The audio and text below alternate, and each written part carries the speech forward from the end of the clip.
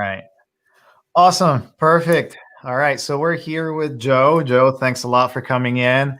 We're going to have a great broadcast. So we're just going to wait a couple seconds. In the meantime, we want to get to know you a little bit better. So you're the creator of the Light Phone, or one of the creators of the Light Phone. And that's a device that I have had for about a year now. I released my 1 year review a couple of maybe a week ago or so. And honestly, thank you for creating this device. I'm excited. We have Jason Jones joining us. So that's the first viewer. Thanks for coming. Thanks for being here. But Joe, let's get started. Let's get to know you a little bit more and tell us, why did you start this? How did you start this? Why the Light Phone? What was the inspiration? And guys, if you have any questions about the project, the Light Phone, or anything else, make sure to put it in the live chat. And then we'll be asking Joe those questions. So Joe, why did you guys start this? What was the idea behind the Light Phone? Yeah, for sure. And thanks, of course, for putting this together. It was about 6 years ago that Kaiwei and myself both joined an experimental program that Google facilitated, actually. And the program's hypothesis was quite open-ended, and they basically asked a variety of designers how and why technology companies were being built. And they thought, if designers were at the founding table of companies, maybe they would create a whole new breed of technology companies. So it's this very vague, open-ended idea for a program. And I think everyone joined with their own idea of what such a program meant. But, it was an interesting, I was very curious what exactly we might be able to come up with, but also sort of very skeptical about Google. Not much has really changed in that regard. So Kaiwei and I and about 12 others joined this program in New York City, and we were taught, basically on a daily basis, meeting with different founders, thought leaders, tech investors, things like that, how and why these various apps, software products were being built and, also more importantly funded. And I think we saw a trend really early. It was kind of like, how sticky can you make your product? Because if you can make a software app or a website that's sticky, then you could, make it free, you can scale it, you can sell all sorts of ads and collect all sorts of data. And that was kind of, the golden business model that the VCs were interested in. I saw countless startups kind of follow into that footsteps. But, coming from the user-centered design approach, which is actually what Kaiwei is an expert in, you kind of think from the user's perspective, like, could being any more connected on some new platform that maybe we create the best new platform actually make us any happier? Or actually have we kind of reached a point where we're like craving an escape, in doing interviews with different smartphone users, obviously our friends and ourselves included, we kind of realized that we were habitually overwhelmed and we were craving this escape, When I thought about my life before this program, I spent many hours in my art studio or focusing on a project, on a road trip, camping. And I think these were, some of the most precious times of my life. And I saw the ways that a smartphone, as a freelance artist and video person, was able to kind of dissolve that on and off work balance. A client felt they had the right to email you at all times. And so Kai and I really wanted to encourage people to consciously sign off, sort of like an away message. I would say that was like a really big inspiration, because at that time, the internet lived in a very particular device. In my case, there was one computer in the whole house. We had to like fight and share it. And if you wanted to be on the internet, you had to be in that house. In the room. And if you left that room, then you were off the internet. So we wanted to encourage people to find that own space in their day-to-day lives. Okay. Yeah. And that sounds very interesting. The internet room, opposed to all of the other rooms being internet free. I kind of like that idea, and definitely I'm going to explore that for maybe one of the vlogs or one of the videos in the future. That's actually a great thing. We're going to be taking some questions from the audience. So we have Arthur Gleckler. If I butcher your name, please correct me. I'm going to show the question. So he says, will you please tell us about the potential voice input feature that has been rumored? So how does that work? And what are the things happening? Definitely. Yeah, we're jumping right into features. I like it. So we've been playing with the voice to text feature for about 2 months now. It's actually not going to be in this week's update, we decided yesterday. Mhm. So currently the way it works is it's quite rudimentary. We have an internal library that you can choose to install when you turn on the feature. It's about a 30 megabyte library that installs onto the phone. And in the keyboard, when you go to text, I can show even probably if this works on the phone here, where it would kind of live. There you go. I can So see it. and so that would be the voice to text feature. And if you click it, I'm really bad at the mirrored thing. Hello. It starts. Yeah, see, I got it wrong. It starts to populate with what you're saying. You'd be able to edit, retry, or send the message. I Mhm. think what we're realizing is because we're using one of the most basic libraries, which is what's actually necessary for the phone's RAM to work, we were running into limits when it came to it working as well as we wanted. So I think we're going to try a secondary approach, which is using cloud computing and dashboard. It's a little more data intensive, but it would allow us potentially to make that a much more advanced experience. So we're going to do some tinkering with that. We still might release the rudimentary text option or have some variable where you can make it data free. Okay. But I think Yeah. as it currently stands, we're not quite ready. I think there's still some sampling improvements we can make. So, to not delay the update of other features anymore, we're going to continue forward with that. Okay, that's awesome, and it's good to hear actually, and it's good to see that there is some kind of like new methodologies, right? Like you have an offline library right now, but it seems like you're going to have something and hopefully make it data free. That's actually the hope. And I think that that's actually important, especially for users who are on limited data plans, because something that the Light phone allows you to do, right, is to not need a data plan or as intensive, very expensive data plan. And I think that's a good option. So let me ask you another question from the audience. Something I'm muting you, just letting you know, in case you need to say something, just let me know, because I think you have some echo in the background, and here, let me go No, ahead. unfortunately, work from home. My roommate's also on the call. Bad timing. Right. No, I mean, it happens, that's what it is. Times of coronavirus, working from home. But I'll be muting you when I ask you a question, and then when you talk, you'll be back.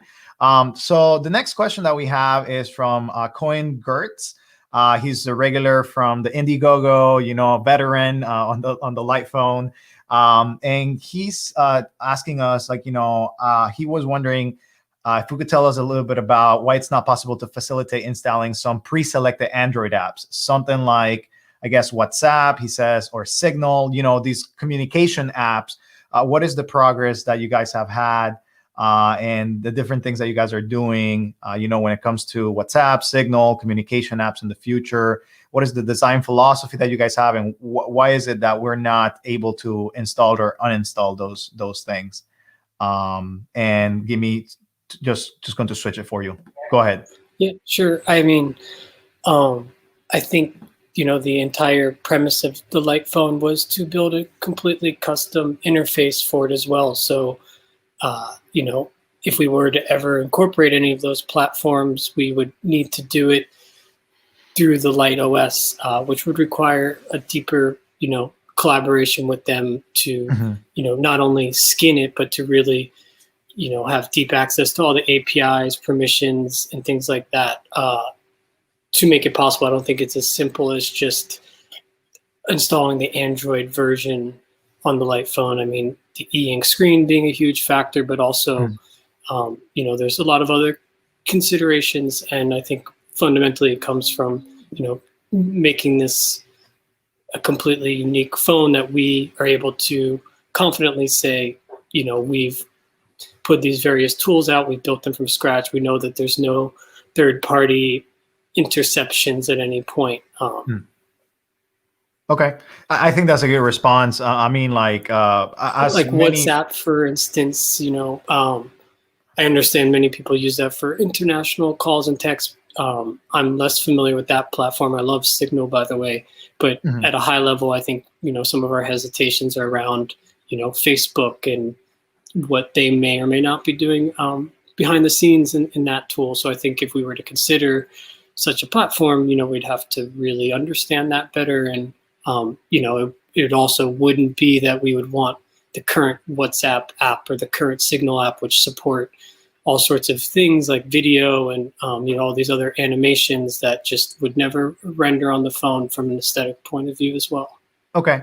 And I mean, that's good. I know that you guys have kind of not committed, but you will like to have Signal just because that's a platform that is more open, and privacy oriented and it aligns with your values. So I think that's a great thing. Well, we've For- definitely already even started that conversation with a few times about ways we might be able to incorporate Signal going forward for some of our future other ideas, especially when it comes to like being able to message from the dashboard or something like that as well. Awesome. That's good to know and good to hear that you guys are developing things. Of course, you are trying to give the best experience as you progress. And, of course, being a small team, you're working through it. Next question that we have from Jonas, and then I'm going to switch to a personal question that I have for you, more along the lines of like, what do you see the light phone, or how has the light phone been a great device for you in the past years that you have used it? So one more question from the audience. We'll go to Joe, and then we'll be back to the audience. So make sure to comment what your questions are. So the next question that we have is from Jonas. Hi guys, when will international keyboards be available? There's a lot of users outside of the United States, Definitely. and I they get will this like that. from a lot of people all the time. So this week, in this week's update, we will have alternative characters, I'm calling it. It's not a Mhm. full international keyboard, and I'm always hesitant to say international keyboards because there's hundreds of them seemingly. But this week's update will allow you to press into A, E, I, O, U, C, N, some of these other characters that have alternate versions. Mhm. I forget the names of every single Do you have style. that working? Do you have that working on your I phone do, right now? Can you yeah. showcase it just so people? I mean, I know the update is about to drop in the next couple of days, and we're really excited to get it. And definitely, I'll ask you about the cursor as So well. I'll try But my best to do this mirrored. I'm really bad at the you mirror. got it. It's fine right there. I'm gonna switch the So view this so is that your people can see it. keyboard. If you hold down on A, sorry, I did it wrong. I can't.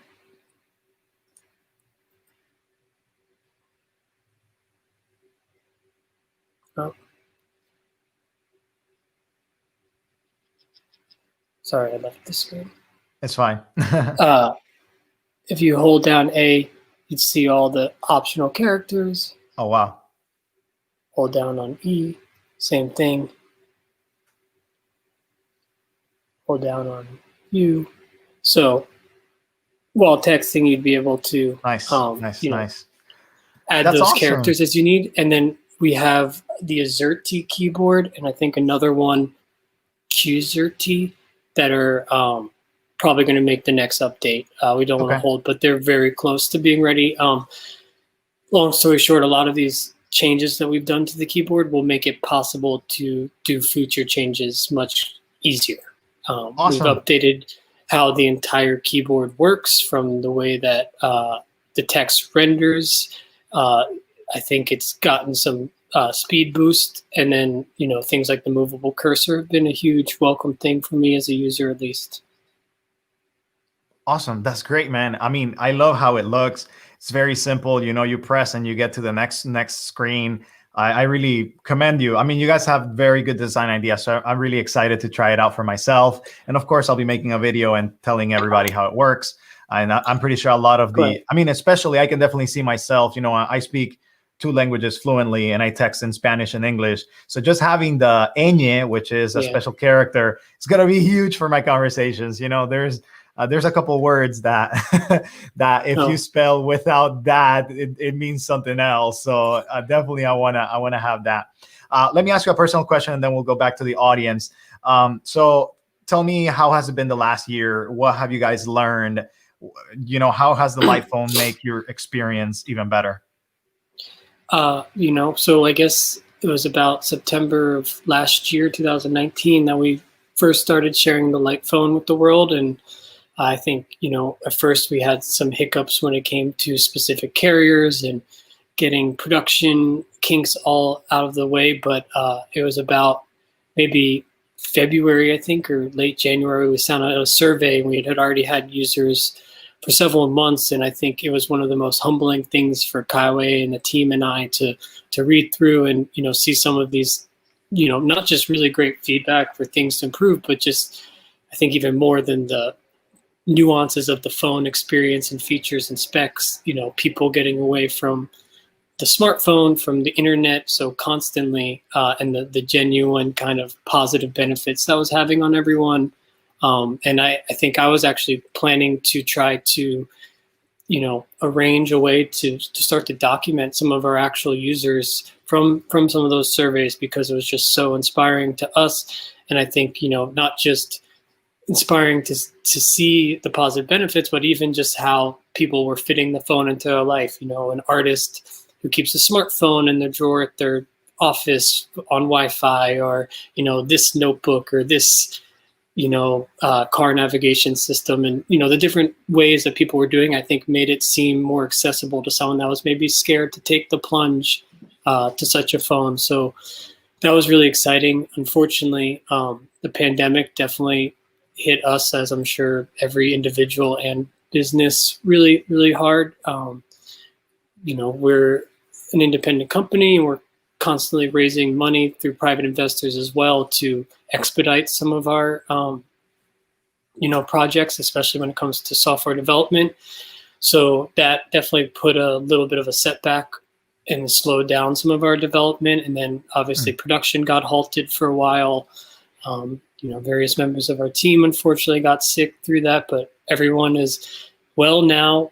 We've been able to weather the storm. I think we've got all of our operations more or less going back to some degree of normalcy. We all can't be in the office together, but we have a schedule for getting returns and replacements and all sorts of other things. From an operational standpoint, production's moving slower than we'd like, but it's still ongoing. And of course, there's little hiccups along the way. Customs takes 3 days longer. Freight is a little bit harder to book and takes an extra few days. So everything just kind of takes a little bit longer. But I think, we're really excited to get some of these, immediate OS updates out. We just hired 2 new developers. So, there's a lot of tidying up of things as well as new features that we want to roll out. So I think being able to start to divide and conquer that, we'll start to see a lot more progress in 2021 is our goal. And I think another thing that's happened this last year, the pandemic threw all sorts of unfortunate, things our way and everyone's way. But it's also been a really good time for reflection for the larger, population. And I think a lot of people have confronted an, unprecedented amount of screen time through this. And, Yes. the news has been, particularly negative. And, there's just a lot of stressful things. And without human connection even more, I think, the light phone has only grown in its message. There was a film that came out in September, October called The Social Dilemma, which actually brought a lot of attention again to the conversation. So I think the conversation that we've been trying to have is only grown. And that's really encouraging because, that's ultimately why we started this, was to bring out this conversation. That's great to hear, man. And honestly, I mean, as a channel who focuses on devices like this, or even thoughts like this, I appreciate what you guys do, because you guys have brought, a whole new idea to being digitally well, not only doing these things mindlessly, but also focusing in the future. And thanks a lot for that response. We'll continue with a couple of the audience questions. We have AJ. He says, will there be a Light Phone 3 or will you build on Light Phone 2 by adding more tools? I mean, there's not current plans for a Light Phone 3, but I would say it's definitely not impossible. Kind of like how the original Light Phone to the Light Phone 2 wasn't necessarily an immediate replacement, but kind of a different device. We actually still have original Light Phone users, And, for a lot of them, they don't need the Light Phone 2. The Light Phone 2 is kind of intended for someone that wants a more permanent escape from the smartphone. And that's why it has some of the expanded functionality, so it could actually be a replacement. And, we're constantly getting feedback, different things about the size of the phone, perhaps trying a not e-ink phone, or, adding a camera, a flashlight. There's definitely a lot of valid ideas out there, but I would say, as it currently stands, our main focus is the Light Phone 2. I think we still feel that there's a huge roadmap of tools. Our biggest priority right now is getting the directions tool out and an SDK out. And I think the combination of the two will allow, a lot of other tools to start coming to life through the community. And then, at some point in the future, if the Light Phone 3 ever is to, be realized or start to take shape, I feel like it would, I don't know, there's too many unknowns at this point, but I would say the Light Phone 2 is first and foremost our main priority at the moment. Yeah, and that's good to hear. There's a lot of things that can improve. And of course, with the release of the SDK, the Light Phone 2 all of a sudden becomes, the developer's playground, where you can see more useful things coming into the Light Phone, and that's amazing. I'm going to go to a quick question from Koina Gertz. Again, he says, is the language going to be available in other languages like French, Dutch, things of that nature? What are you guys planning for that? So that was one limitation of the internal library, is right now it's actually just an English dictionary. When we tried to load a much more expansive library on the phone that was hundreds of megabytes, the phone was crashing in weird ways, and it was definitely really taxing. I mean, there's a reason that even smartphones offset a lot of this to much larger libraries, but some of the options that we're exploring for doing it in the cloud, obviously encrypted and in private, would include other language support. So that's, I think, one of our reasons for we didn't just want to throw it out there and say, voice to text, it works. It's something we're exploring, but we want it to be useful. We don't want it to just be there. I think I've been able to use the beta version of it for things like when I'm walking and I'm just, hey, 15 minutes late. That's kind of been useful. But when I tried it, I imagined initially like I'd be able to say a paragraph, something that I wouldn't want to maybe sit there and type the whole thing and have that go. And if the voice to text does prove to be really effective and we roll it out, one other idea is, this isn't actually my dad, it's just a test phone, but the idea that you'd be able to, sorry, I'm bad at the mirror, even have the voice to text switch with your pencil icon. So that, like, if you really prefer the voice to text, you could go straight from, the priority would be voice to text instead of the composed message. You'd obviously be able to do both still, but, if someone was primarily using it that way, that was just, one idea that we mocked up, but we're excited to see what voice to text can open up, because I do know that texting tends to be one of the biggest feedbacks we get on the phone, is that it's, not the easiest phone to text with, and hopefully this week's update will make a lot of that easier. I think, the between the speed optimizations and the movable cursor, I've been pretty impressed. So hopefully that helps some people, but I think voice to text is a great way to do that as well. Awesome. For those of you who are just joining us, we have Joe from the Light Phone team. He's the creator. So make sure to ask your questions there. We have a question about the SDK timeline from both Gaetan and also Niraj, who is the creator of the CLLP, which is the command line, kind of pairs a couple of extra features and stuff like that. But what is the SDK timeline for those who are enthusiastic about development? Yeah, I mean, timelines have not been our greatest strength to date. So I'm always kind of hesitant to try to not overly promise. I would say directions are our number one priority, and then SDK is kind of right behind that. So, at a highest level, maybe in March or April, being kind of conservative. But, I think as we get into the new year, I'll start to have a better idea of when that might actually pan out. And it also depends to what extent we build developer tools. I know our developer team personally, as big fans of open source software in general, developers themselves. They have a lot of great ideas for how the developer kit could work.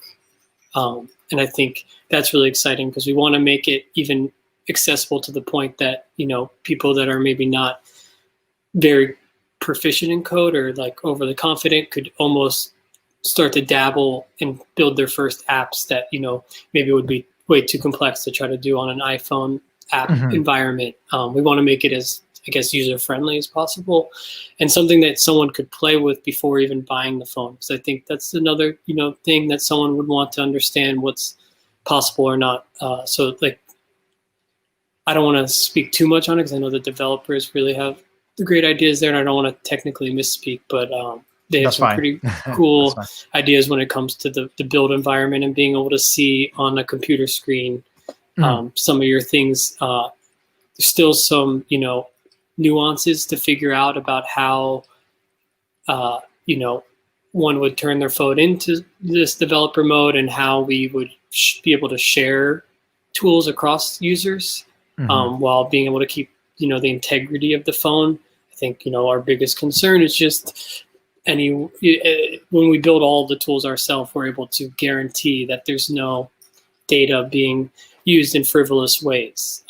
And I think, obviously we trust our iPhone community, but, we don't want to just open up a can of worms where someone thinks they're downloading a weather app and now they're unintentionally giving their location to, some other user that we don't know. So I think, we'll find that balance, but I think we just want to be really conscious of that. That's good. And that's good that you guys, definitely, I know somebody gave a comment really in the beginning. I think it was Jason. Yes, he said, I really think this one is important because privacy and security. I think you guys' philosophy has started with that. Thanks, Jason. And I'll show a couple of extra comments. I know Hamish just wanted to say thanks right there. Because it's changing people's lives. And of course, we have Joe, you're the best. And I think we all agree. So it's nice. You may be able to go review a couple of these comments later, as the live stream ends, which we only have 15 more minutes, guys. So make sure to ask your questions. And if we don't get to it, maybe in a future live stream, or stay tuned to the Discord. Make sure to join the Discord. If you use it. If you don't, of course, there's other ways like email and things of that nature. But that's essentially good things that are coming up. We have another question. This is more like a philosophical question, I think, from Meredith Garrett. In such an update-driven, how do you combat these ideologies and plan your marketing strategies upstream? Instagram photos, your Instagram photos and approach are lovely, by the way. So like, in this update-driven kind of like get users' attention, things of that nature, how do you combat the ideology and plan your marketing strategies? I'm not sure I fully follow the question, but if I'm understanding it correctly, it's basically like, how do we plan to keep selling phones? It's more about the marketing. I think it's more along the lines, and maybe Meredith, you can clarify at the end. But essentially, it's kind of like this idea that right now it's just about release. Like it's all about like get all of that, get the most features out there, get all these things out there. And you guys are a little bit more procedural, it's slower, so like, do you fear that something, it's not going to reach the market, or do you see encouraging data that is saying like, what, this approach is better for X, Y, and Z reason? I would say we probably fall into the same things that every company sees. I know some of our biggest feedback is always, if it had X, then I would buy the phone. So there is this perpetual tendency to add a feature so that you could potentially expand, potential user audience. And, direction seems to be a huge one there. But I think, our marketing strategy isn't directly derived off of any given feature. We've just actually started dabbling with paid advertisement for the first time on social media, which was a little bit of a, something I was hesitant to engage with. But, having been so far in the pandemic and so many of our marketing plans were grassroots oriented, printing zines, showing up at South by, going to different events, meeting with users in person, and fortunately users being out in the world to share their phone. You know, so many of our users are like, my friend had your phone, and I saw it 3 months ago, and then I thought about it. And other things we've learned through that process is that, you know, the light phone isn't something people buy the first day they see it. It tends to come with some sort of, you know, it needs a little bit more commitment. Maybe they see it, and they think about it for a few weeks. They start noticing their phone habits and feeling the, you know, their own vulnerabilities towards it. Then maybe they see someone else with it, or they read a different book that talks about, you know, the privacy issues that we're experiencing in the attention economy. So I think there's a lot of things that build to someone deciding to take the plunge away from the smartphone. And it's always interesting to me to learn the different ways that people do it. And I think we just, you know, as a kind of anti-advertising company, try to make ads or, you know, marketed content, whatever term is least offensive to myself.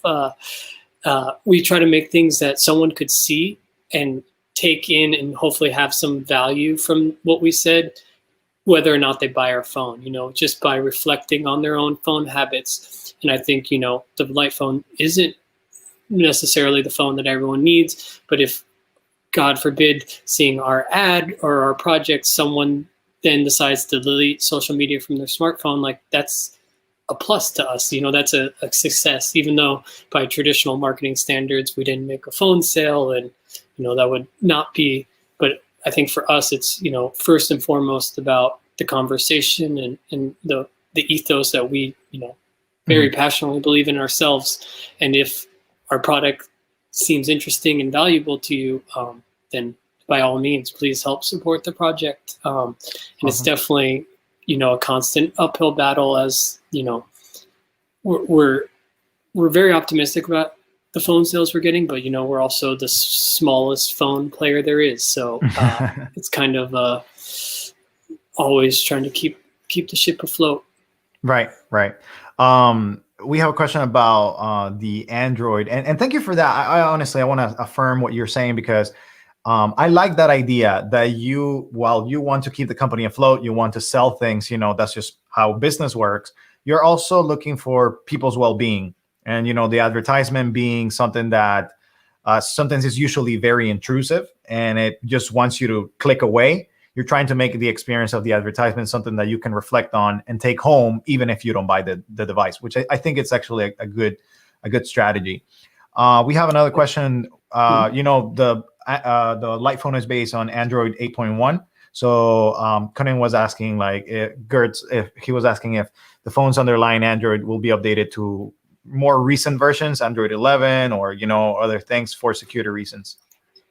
Well, I know that we are always doing security patches, and there's one coming from Qualcomm right now that should be released, I think, in the next week or so, right before the new year. I'm not sure about Android 11 per se. I'd need to refer with the developers as to what that actually entailed. But I do know that they are always ongoing various security updates. Yeah. Awesome. Okay, that's good to know. And again, you may need to check with the team. They can send you an email, by the way. We'll get people the way to reach you, or, you know, things like that at the end. I don't think the light phone OS itself would benefit from anything on Android 11. I think it would, you know, considering we hardly use much of Android at all for our operating system. Okay, sounds good. Do you know the language of the SDK? Arthur is asking that. Java. I want to say, and this is where you're going to see where I mix them all up. React Native, which I guess would be a version of JavaScript. But I think it's React Native. There is a really awesome write-up that one of our lead developers wrote on Medium that you can see from our Medium page. And that actually has some more of the technical details of the SDK and kind of how we started to even architect the possibility for it very early in the Light OS build.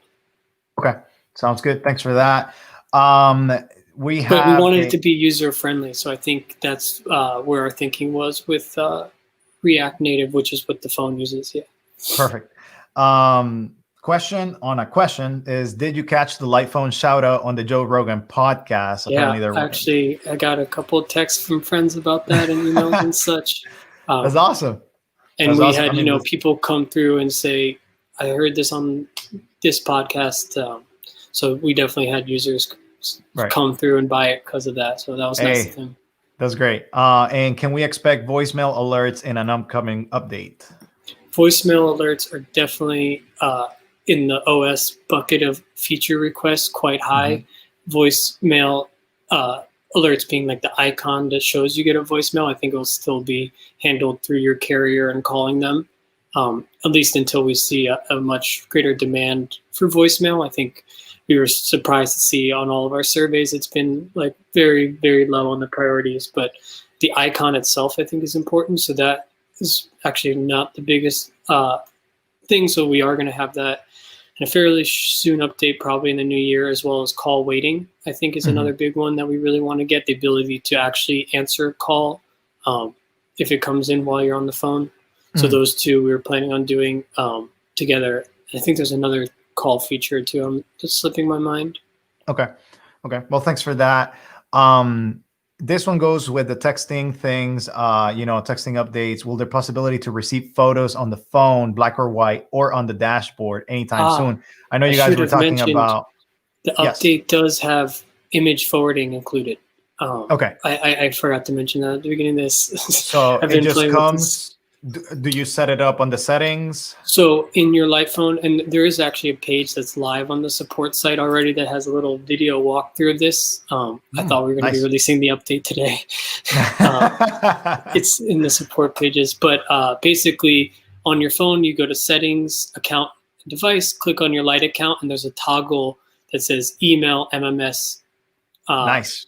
So email MMS media. And basically if you toggle that on, anytime someone texts you a photo, it automatically forwards to the email address of your light phone account. Okay. That's pretty neat. That's awesome. We might add, a more manual ability for that, where you could actually click on the photo icon and send it manually versus it automatically sending all of them. But that is working currently. So I'm actually pretty excited about that. And then in terms of black and white on the phone, I would say it's definitely a possibility. We've been teetering that fence for a while. And in our surveys, the desire for it has definitely been increasing. So we're definitely open to it. I think we just want to make sure we're doing it mindfully. But I think, if enough users want it and it doesn't seem to completely break the philosophy of the phone, then we're definitely open to making that possible. But I think at least in the short term, knowing that this week you'll be able to get those forwarded, that's been at least a big help for me. Okay. Awesome. Well, that's good to hear. Can you showcase, before we get to the next question, can you showcase the cursor when you make a mistake? I've heard wonders. So let me put you on the other screen so you can put it on the... Let me get over the text here. Hey.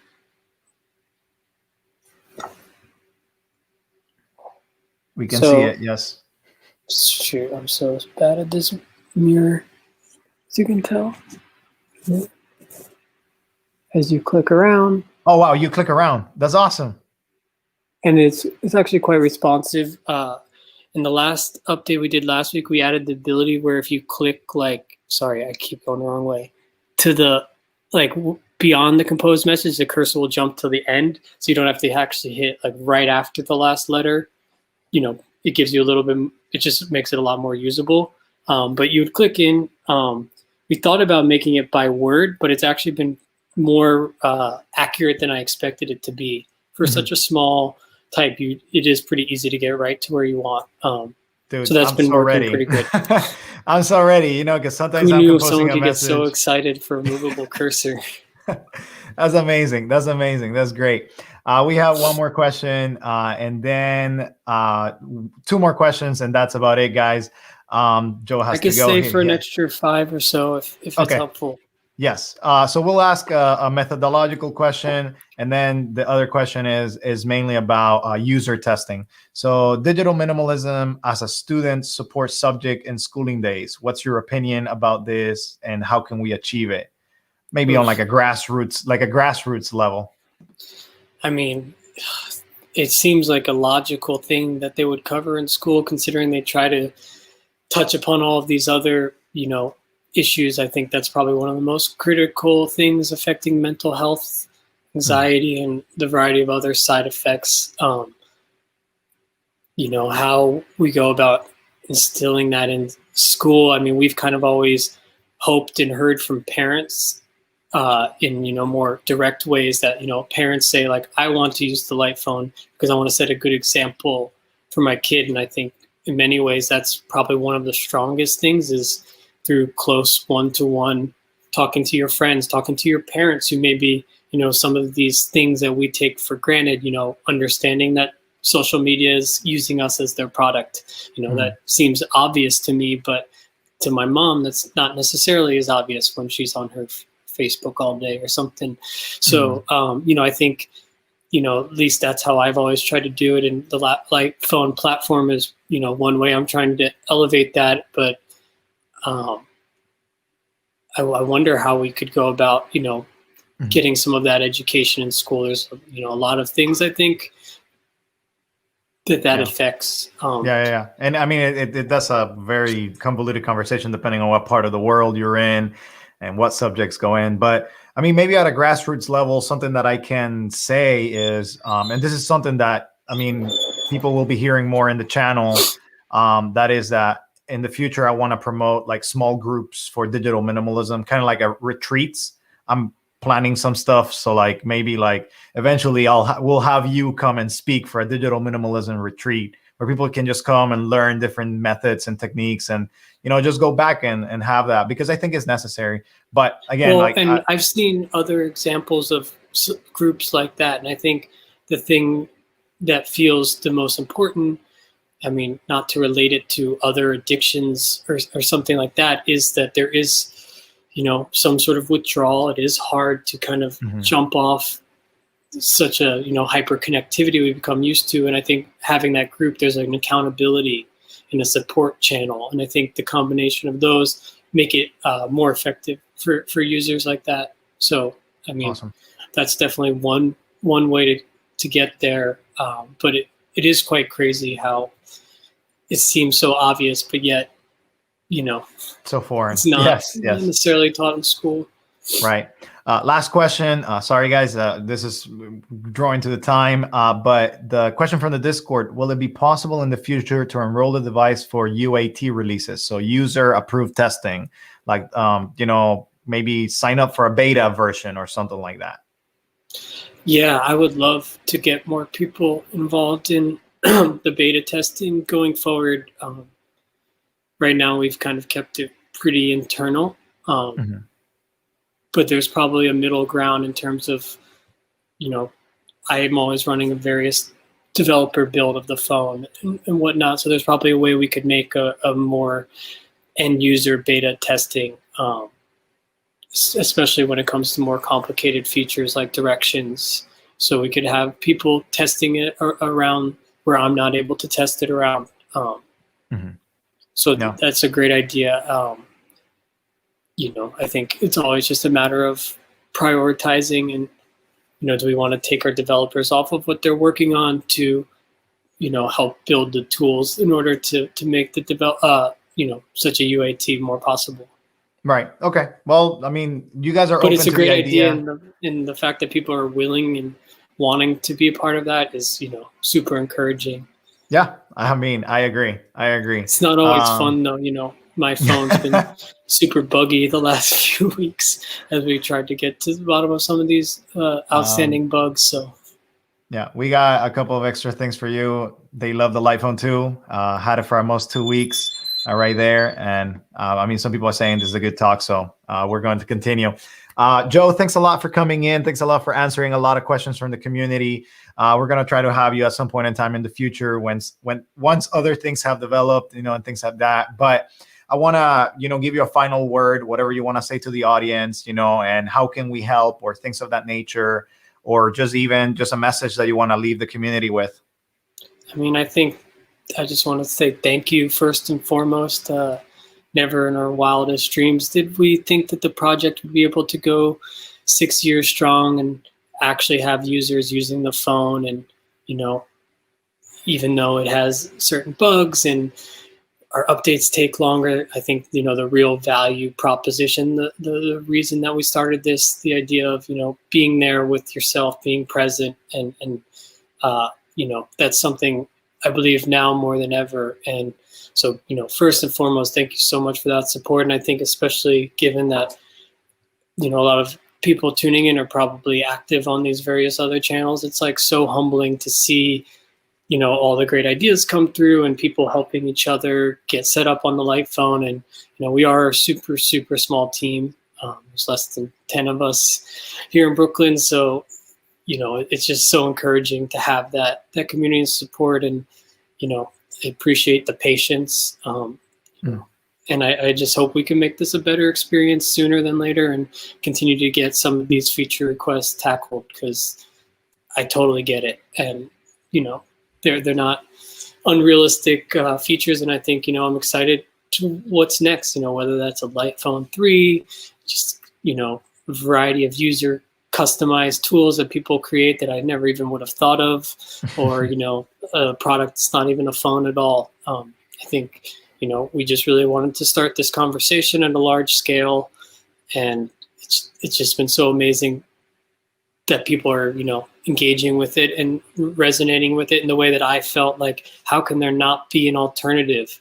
It's, you know, smartphone or nothing is what I felt like. And even these flip phones had Facebook apps and Twitter apps, and it just felt like there was an alternative. So, you know, I'm glad that, you know, at least a small minority of people agreed and are, you know, willing to try to help us achieve that. That's awesome, Joe. Thanks a lot for that response. I think you summarized it pretty well. You know, like you said, it used to be a smartphone or nothing, but now we have another option. And as I've been showcasing in the channel, these options are continuing to grow. I mean, that's what excites me, you know, more options. And that's just amazing for everybody. Thanks a lot, Joe. Appreciate your time. For sure. Thanks everybody to tuning in, and we'll have more live streams like this with other creators in the digital minimalism space, productivity space. So just stay tuned. Thanks a lot, Joe. We'll catch you in the next one. For sure.